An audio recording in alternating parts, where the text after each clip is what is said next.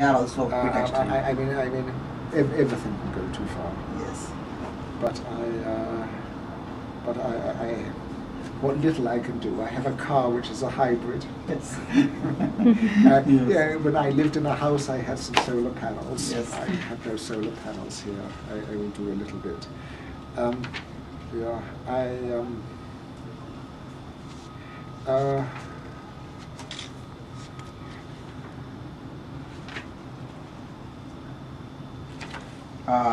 Coming to the neurology of identity, you said that this is where the neurology has not grown as much. You talk of psychiatry, you talk of neuropsychology, both becoming rather scientific rather than being a subject of identity. And you want neurology also to grow in that direction of neurology of identity. be careful you don't. Yeah. I'm careful. Well, I think it has been. Yes. And in all sorts of interesting and important ways.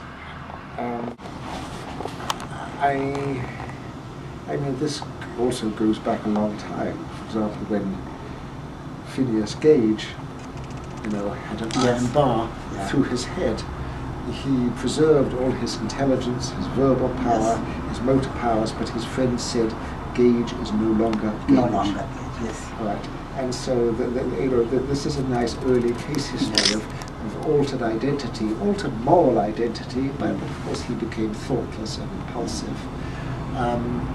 But I think a deep study, a study of frontal lobe syndromes certainly is very important here. I think a study of some of the right hemisphere syndromes.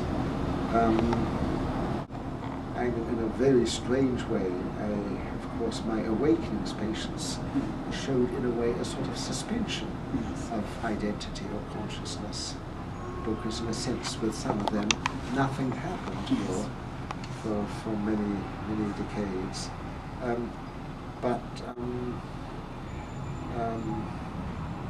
Every parent, of course, feels the identities of their children is different. I think sometimes even the identities of so-called identical twins may appear to be.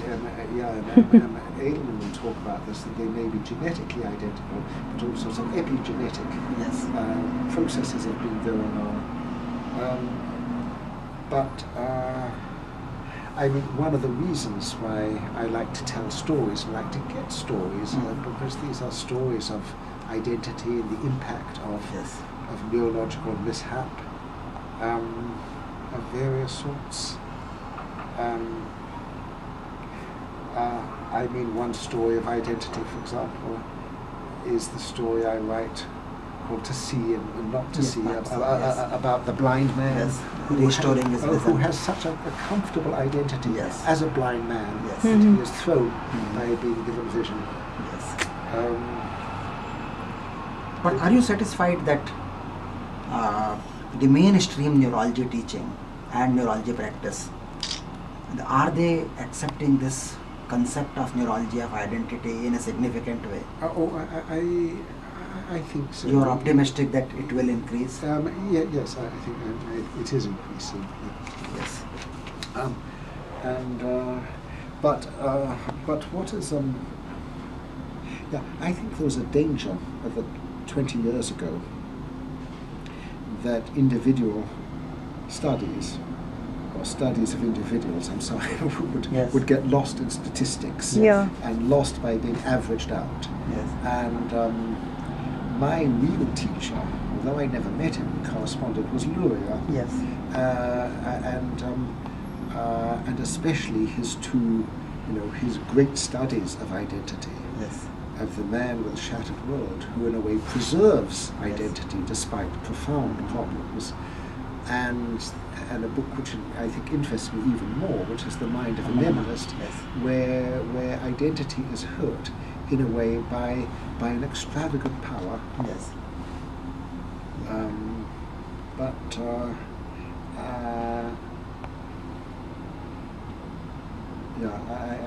I once got a letter from a young man who said he had a traumatized soul. maturitized soul, but I'm deeply interested in the impact of experience, and especially neurological and perceptual experiences, on identity. And of course, one's own life sort of may bring this out. And if we quote Luria, and if we think that neurology can move away from the veterinary approach in peripheral nervous system, will it really be a great evolution? You've read my books very closely. I yes. Deeply.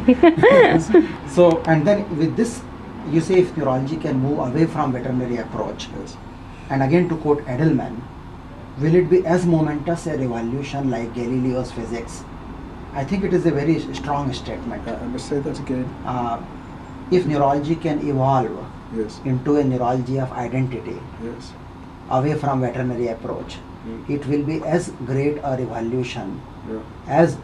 as the Galileo's thinking that it is a not a heliocentric world or earth-centric world. Yeah. Yeah. This is what Edelman. Yes. Well, of course. I mean, Edelman's Yes. his own central contribution has to do with the understanding the basis of identity, first of cellular identity and immunological identity, which is where he got his Nobel Prize, and then of personal and neural identity.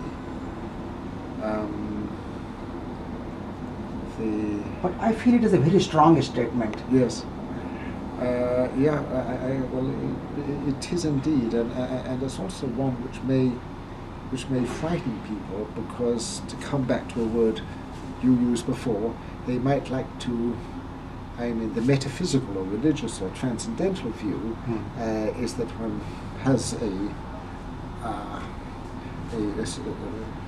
a soul put into the body, and which therefore would see the notion of a neuroscience of identity as reductive and insulting, and maybe an indignity. Though, you know, Edelman himself, I know Edelman well, and he sometimes says, "What am I doing?" He says, "Shakespeare said it all." Yes. And in this current era of evidence-based medicine, Yes. do you think the anecdotal will hold its place and it will increase its place? It needs to. And I think it will. And I'm not even sure what's meant by evidence-based He has medicine. made tea because for us. there's, of course, case histories of evidence. Yes. For us. But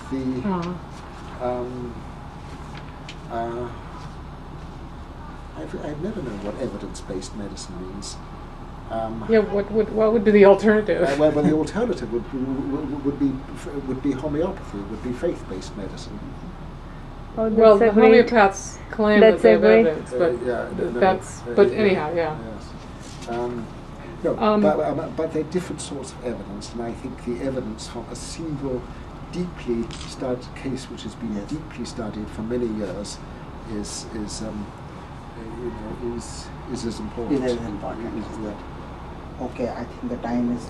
Can I have just 5 or 10 minutes? Well, actually, we're it's already like not 10 because we have to wrap up. Yeah, we The will proofs wrap have arrived, and I need to talk to you before the proofs.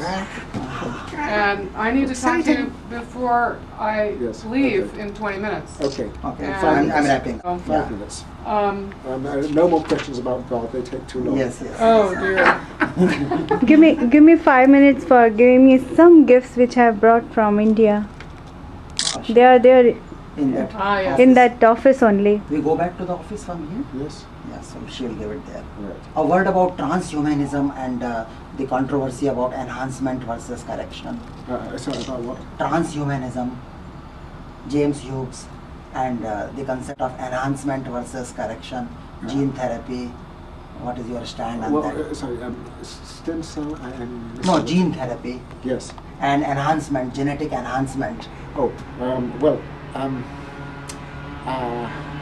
I think there are enormous technical potentials Yes. with gene therapy and every form of genetic modification, but one ethically and ecologically, I think one may get into very ground so complex that you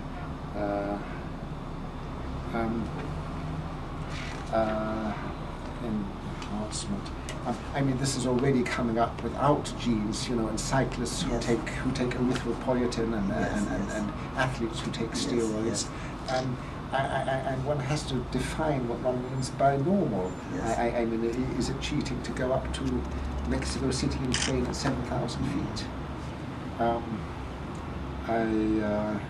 But I haven't really thought much about this, and on the whole, I can only speak in the fields where I have experience. Okay, one concluding point. Yes. Blaise Pascal has talked